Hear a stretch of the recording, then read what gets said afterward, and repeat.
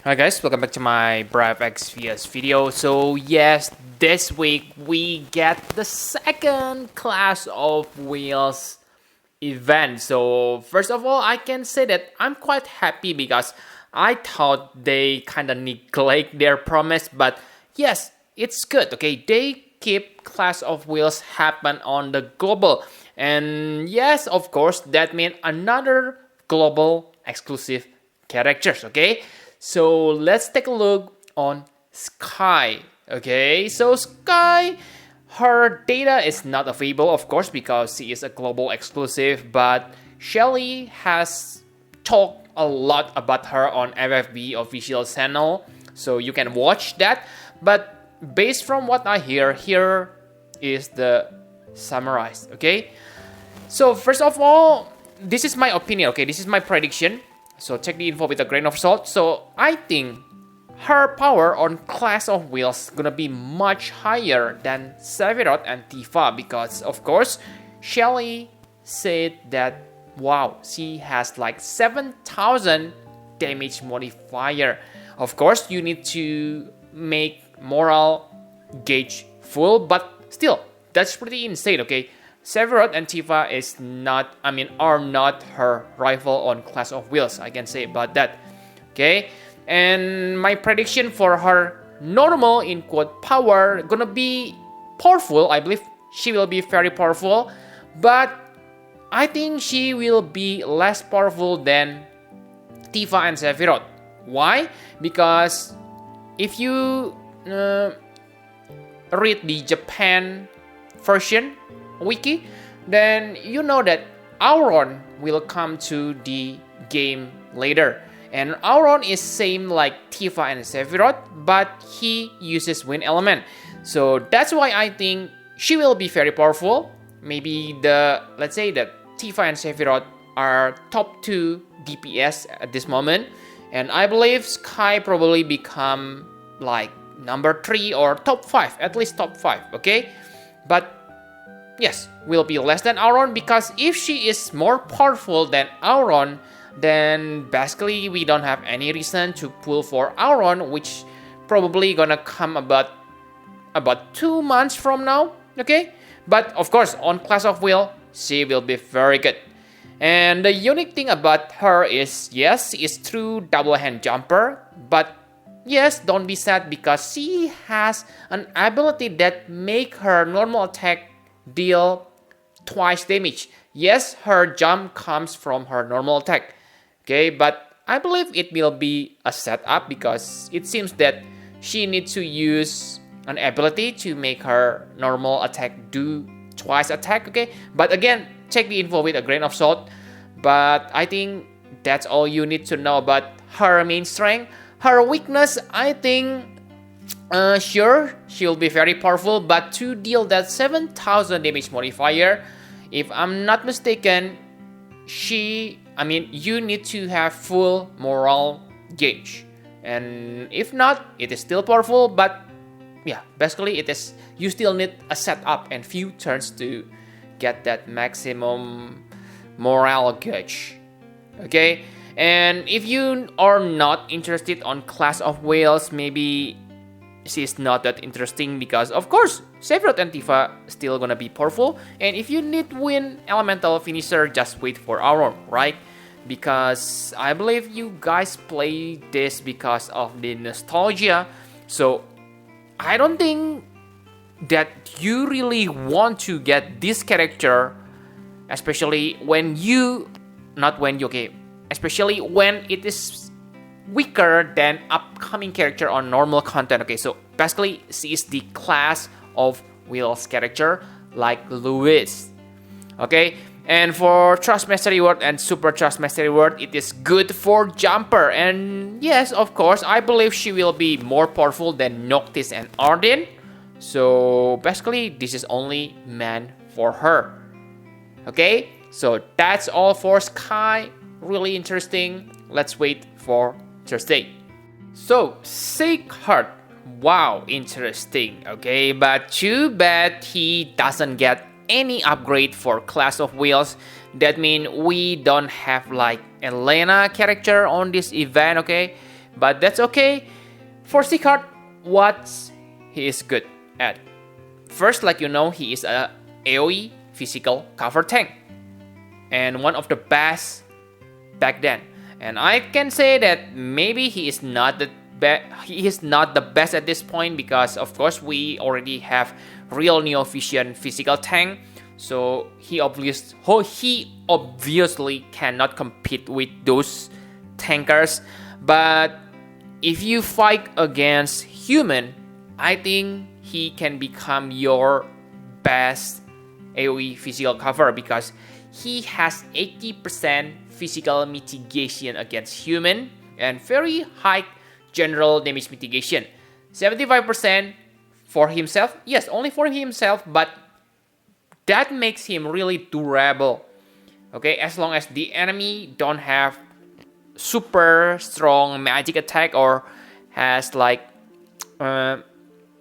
let's say super strong magic attack and physical attack that can bypass Sieghard, then I can say he is really not that proof or whatever, very strong basically as when you fight against humans. So if you haven't defeated, let's say, Scorn of the Asura, maybe he can help you on that battle. Actually, I haven't defeated Scorn of Asura, so yes, I will try to use Sieghard later to try on that trial. Of course, I will also want to try my Tifa and Sephiroth, okay? And another interesting thing about this Sieghard is he has 100% provoke on normal form. So yes, that's interesting because you don't need to gear him with draw attack abilities or accessories. So you can increase his health or other stats. Okay, so that's really nice. And he also able to give your party buff like 50% human physical mitigation, 50% magic and physical mitigation, and 50% general mitigation. Oh, so tiring. And those are all good, but I think for general damage mitigation, it is not that special. Okay, 50%, pretty usable, but not game changing anymore. And the weakness, I can say maybe, yeah, there's not significant weakness, okay? Basically because he is NVA tank, so we cannot ask too much. But yes, I think he can do his job as a AoE physical cover because of nice mitigation for himself. Really nice, okay? So that's all for Sieghard. Now the final question, like usual, should you summon?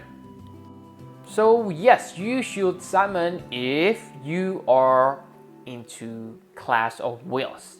Because if you read the news, Clash of Wheels, this time we fight against Dragon, Undead, and it is weak against Wind. And yeah, Skye, she is great Undead and Dragon killer. Also, her main element is Wind. So of course, she is made for this Clash of Wheels, like Louis back then. I don't mind, because yes, at least they are not lazy, okay? They create a character from scratch, and I can say Skye is really interesting because she is 2 double hand but can deal twice damage. But again, we need to see about the damage modifier. And yes, Skye is Wind finisher. And I have said Aaron will be also Wind finisher.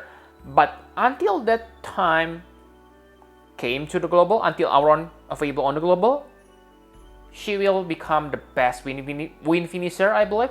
So yes, it's great alternative to have beside Tifa and Sephiroth. So you can use her, let's say like Dark Vision, okay? But again, how does she compare with Varys?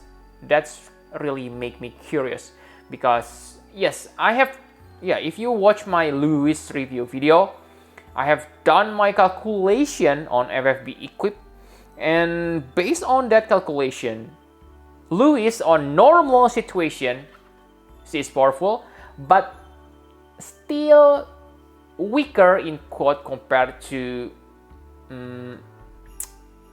Terra Neo Vision. But again, maybe I have done wrong calculation. So yeah, just tell me on the comment, okay? But on Clash of Wheels, without a doubt, Lewis is the winner.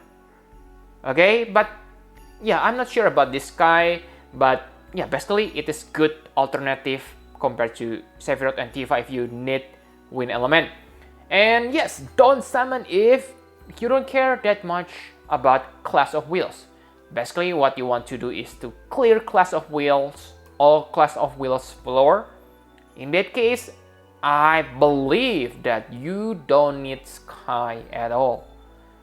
Okay, because yeah, based on the first Clash of Wheels, we can clear all the floors even without Lewis, right? But to reach the highest spot, maybe you need Skye. Okay, maybe, okay, because if you have good optimization and strategy, I believe you can do it too even without Skye. Okay, and remember, if you also have Lewis, the boss also have minor weakness against fire. So yes, you can still use your Lewis. So good news if you have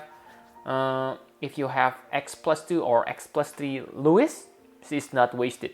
She can still be used, and I believe this will be a trend in the future. The next Clash of Wheels, I believe the boss gonna have minor weakness against wind. So basically, they kind of make one character for two Clash of Wheels. But again, that's simply my prediction because of this two Clash of Wheels event. Okay, and the very good reason not to summon is I believe Sieghard and Tifa have drained your lapis. Okay, so maybe it's good time to save your lapis again. Okay, but again, if you want to pull for her, go ahead. Okay, very nice. And other than Clash of Wheels, there are also weapon enhancement. And yes, actually I really love weapon enhancement because yes, like you can guess, I believe you also want to add abilities to Masamune +3 for your Sieghard, right? Because Sieghard comes after the weapon enhancement event disappear. So we can imbue his weapon now as soon as possible. So very nice. And yes, maybe I'm not sure about this, okay, but if you get NVA, usually we also get story event. So I'm not sure about the Japan. It seems that we don't get story event for Sieghard. But again, I try to be fair here, okay? I don't want to complain. If on Japan, Sieghard gets his story event, maybe okay. If he gets, because I don't play Japan version, we don't need to complain on the global because we get kind of replacement event. It is Clash of Wheels. Okay, yes, I know it's a little bit stingy. Why they don't make Clash of Wheels and story event together so we can get lots of lapis? Yes, that's what I want to, but at least, hey, we get replacement. Okay, so we really cannot win all the times, but at least we don't lose. That's my opinion. So I really don't want to complain. Okay, so yes, very nice this week. I'm quite happy because yes, I thought we won't get Clash of Wheels anymore. Okay, they become lazy, and later they say, oh, Clash of Wheels gonna happen every 3 months or whatever. But no, they make global exclusive and specific event for that. So yeah, let me clap for you, Gumi. Okay, for global exclusive content. So that's all you need to know, I guess, for this week. Thank you very much for watching. Please hit the like button and subscribe to my channel for more Final Fantasy Brave X Sieghard. Bye bye, guys.